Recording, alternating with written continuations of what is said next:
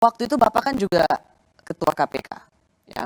Dan sekarang pimpinan KPK itu dianggap sebagai mereka yang penuh kontroversi. Justru dan dijadikan sebagai alat politik kekuasaan. Waktu zaman Pak Agus gimana? Waktu zaman saya yang mencoba mau dijadikan alat kekuasaan, tapi karena waktu itu masih independen, masih tidak di bawah presiden, kita masih bisa menyangkal atau bisa tidak mengikuti apa yang diinginkan oleh presiden. Oh, jadi waktu itu Pak Agus sendiri bisa merasakan KPK itu mau dijadikan sebagai alat kekuasaan? Mohon maaf, ini perlu saya ungkapkan karena semuanya harus jelas, dan saya pikir baru sekali ini saya mengungkapkannya di media yang kemudian ditonton orang banyak. Bicara pada beberapa teman sudah, tapi kepada media seperti ini belum. Mohon maaf, kenapa saya kemudian tadi di depan juga menyoroti tone of the top, keinginan Pak Jokowi itu kemudian perlu juga menjadi perhatian kita. Saya terus terang pada waktu kasus IKTP, saya dipanggil sendirian. Oleh Presiden. Presiden pada waktu ditemani oleh Pak Pratikno. Jadi saya heran, biasanya yang memanggil itu berlima, ini kok sendirian.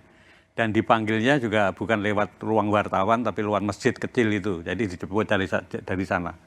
Nah itu di sana, begitu saya masuk, Presiden sudah marah. Presiden sudah marah, menginginkan, karena baru saya masuk itu, dia sudah teriak, hentikan, kan saya heran, hentikan, yang dihentikan apanya gitu kan. Setelah saya duduk, ternyata saya baru tahu kalau yang suruh hentikan itu adalah kasusnya Pak Setnov. Ketua DPR waktu itu? Ya, Ketua DPR pada waktu itu mempunyai kasus IKTP, supaya tidak diteruskan. Nah, sprindik itu kan sudah saya keluarin 3 minggu yang lalu, dari Presiden bicara itu. Sprindik itu tidak mungkin, karena KPK tidak punya SP3, tidak mungkin saya berhentikan, saya batalkan. Ya. Kemudian karena tugas di KPK itu seperti itu, makanya ya kemudian tidak saya perhatikan, saya jalan terus. Tapi akhirnya kan dilakukan revisi undang-undang, nanti kan intinya revisi undang-undang itu kan SP3 menjadi ada, kemudian di bawah presiden, karena apa pada waktu itu mungkin presiden merasa bahwa ini ketua KPK diperintah presiden kok nggak mau, apa mungkin begitu kemudian itu gelagat awalnya ya? Ya, nah, jadi jadinya kan revisi undang-undang KPK itu, dan sebelum revisi undang-undang KPK itu Anda kemudian juga perlu pahami, buzzer itu kemudian kan bukan main kan.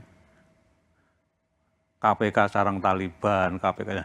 Jadi sehingga civil society pada waktu itu yang membela revisi undang-undang KPK itu sangat-sangat sedikit.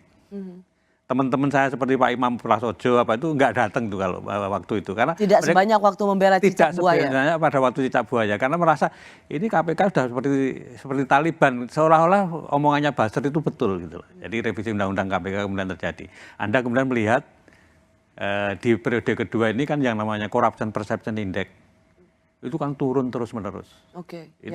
Itu menjadi gambaran kita, karena itu yang menilai adalah 9 lembaga internasional.